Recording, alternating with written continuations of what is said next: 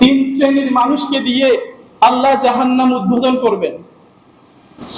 সেই তিন শ্রেণী তারা শহীদ, যে যাদেরকে আল্লাহ রাস্তায় যারা জেহাদ করতে গিয়ে মৃত্যুবরণ করে তাদেরকে শহীদ বলা হয়। সেরকম একজন ব্যক্তিকে দিয়ে আল্লাহ রাব্বুল আলামিন জাহান্নাম উদ্বোধন করবেন। এবং আলেম, তিন শ্রেণীর ভিতর একজন ব্যক্তি আছেন যিনি থাকবেন আলেম, সেই আলেমকে দিয়েও আল্লাহ রাব্বুল আলামিন জাহান্নাম উদ্বোধন করবেন। এবং দানশীল ব্যক্তিকে দিয়েও আল্লাহ রাব্বুল আলামিন কিয়ামতের দিন জাহান্নাম উদ্বোধন করবেন। কেন?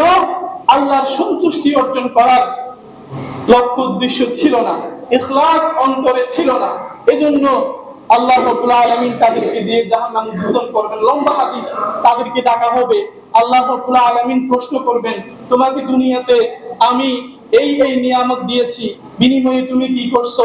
আলেম ব্যক্তি বলবে, আমি মানুষকে হেদায়েতের ওয়াজ করেছি, নসিহত করেছি, কোরআন পড়েছি, কোরআন শুনিয়েছি আপনার সন্তুষ্টির জন্য।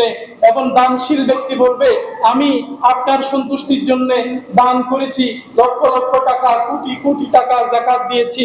এবং ওই শহীদ ব্যক্তি বলবে, আল্লাহ আমি আপনার সন্তুষ্টির জন্য জিহাদে গিয়েছি, সেই জিহাদে মৃত্যুবরণ করেছি।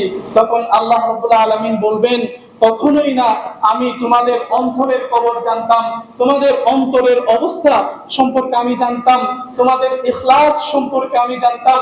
তোমরা আমি আল্লাহর সন্তুষ্টির জন্য জিহাদ করো নাই, তোমরা দুনিয়ার সুখ শান্তি অর্জন করার জন্য জিহাদ করেছো। আলেমকে বলবে, তুমি মানুষকে দেখানোর জন্য কোরআনে পাক তিলাওয়াত করেছো, মানুষের বাহবা, মানুষের সুনাম, মানুষের সম্মান অর্জন করার জন্য তুমি কোরআন বলেছো, কোরআনের তাফসীর করেছো।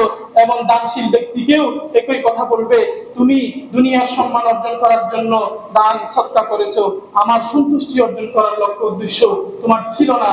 যদি আমাদের ইখলাস, আমাদের অন্তর যদি পরিশুদ্ধতা না থাকে, সেদিন হতে পারে আল্লাহর সামনে জবাব দিতে পারবো না।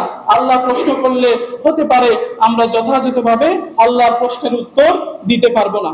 সম্মানিত উপস্থিতি, তাহলে আমরা হাদিস এবং বর্ণনাকৃত কুরআনুল কারীমের আয়াত থেকে জানতে পারলাম, বুঝতে পারলাম যে প্রত্যেকটা আমলের ক্ষেত্রে শুধু শরিয়া নির্দেশিত যে ইবাদত বন্দেগী আমরা পালন করি তা নয়।